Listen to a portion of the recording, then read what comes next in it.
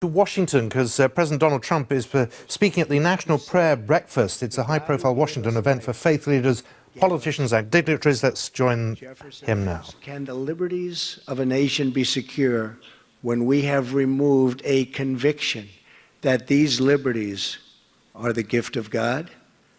Among those freedoms is the right to worship according to our own beliefs.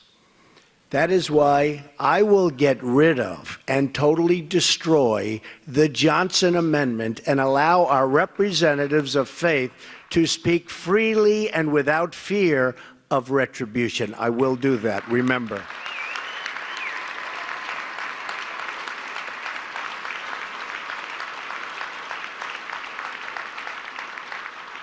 Freedom of religion is a sacred right, but it is also a right under threat all around us, and the world is under serious, serious threat in so many different ways, and I've never seen it so much and so openly as since I took the position of president. The world is in trouble, but we're going to straighten it out, okay? That's what I do. I fix things. We're going to straighten it out. Believe me, when you hear about the tough phone calls I'm having, don't worry about it. Just don't worry about it. They're tough. We have to be tough. It's time we're going to be a little tough, folks. We're taken advantage of by every nation in the world virtually. It's not going to happen anymore. It's not going to happen anymore. We have seen unimaginable violence carried out in the name of religion. Acts of wanton slaughter against religious minorities. Horrors on a scale that defy description.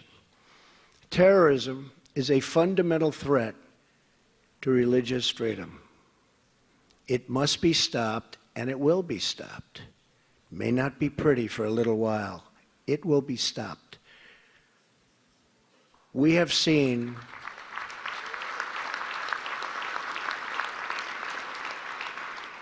and by the way, General, as you know, James Mad Dog, shouldn't say it in this room, Mattis. Now, there's a reason they call him Mad Dog Mattis. Never lost a battle, always wins them, and always wins them fast. He's our new Secretary of Defense. We'll be working with Rex. He's right now in South Korea, going to Japan, going some other spots. I'll tell you what, I've gotten to know him really well. He's the real deal. We have somebody who's the real deal working for us, and that's what we need. So you watch. You just watch. Things will be different. We have seen peace-loving Muslims brutalized, victimized, murdered, and oppressed by ISIS killers. We have seen threats of extermination against the Jewish people. We have seen a campaign of ISIS and genocide against Christians where they cut off heads.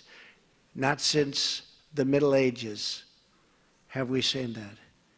We haven't seen that, the cutting off of heads.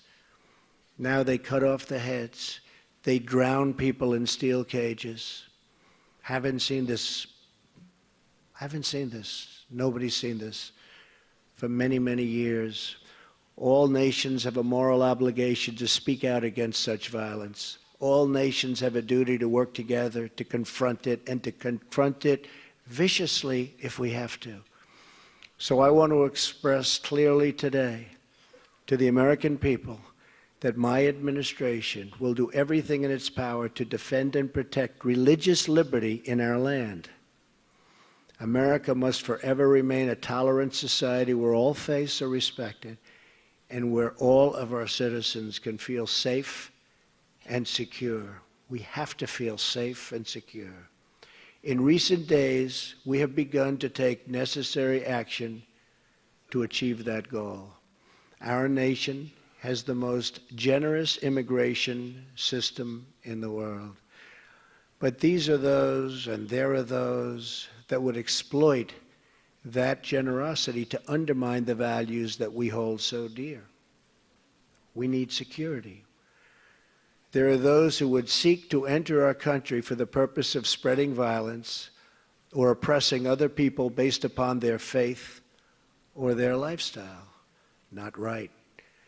We will not allow a beachhead of intolerance to spread in our nation. You look all over the world and you see what's happening. So in the coming days, we will develop a system to help ensure that those admitted into our country fully embrace our values of religious and personal liberty, and that they reject any form of oppression and discrimination.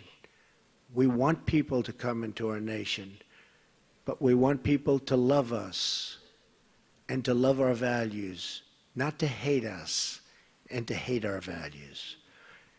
We will be a safe country, we will be a free country, and we will be a country where all citizens can practice their beliefs without fear of hostility or fear of violence. America will flourish as long as our liberty, and in particular, our religious liberty, is allowed to flourish.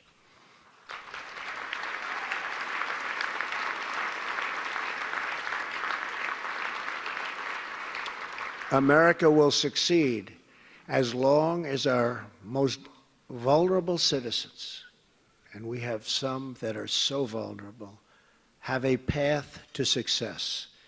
And America will thrive as long as we continue to have faith in each other and faith in God.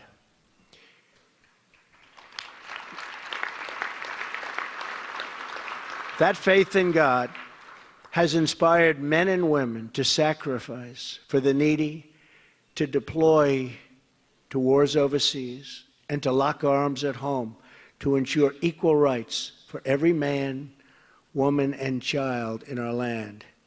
It's that faith that sent the pilgrims across the oceans, the pioneers across the plains, and the young people all across America to chase their dreams. They are chasing their dreams. We are going to bring those dreams back. As long as we have God, we are never, ever alone. Whether it's the soldier on the night watch or the single parent on the night shift, God will always give us solace and strength and comfort we need to carry on and to keep carrying on. For us here in Washington, we must never, ever stop asking God for the wisdom to serve the public according to His will. That's why, thank you.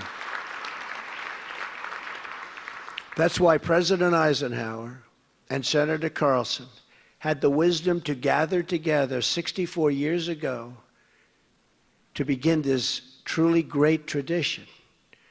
But that's not all they did together. Let me tell you the rest of the story. Just 1 year later, Senator Carlson was among the members of Congress to send to the President's desk a joint resolution that added "under God" to our Pledge of Allegiance. It's a great thing.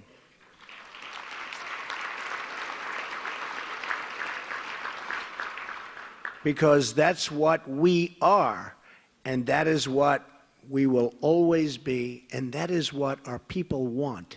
One beautiful nation under God. Thank you, God bless you, and God bless America. Thank you very much. Thank you. Thank you.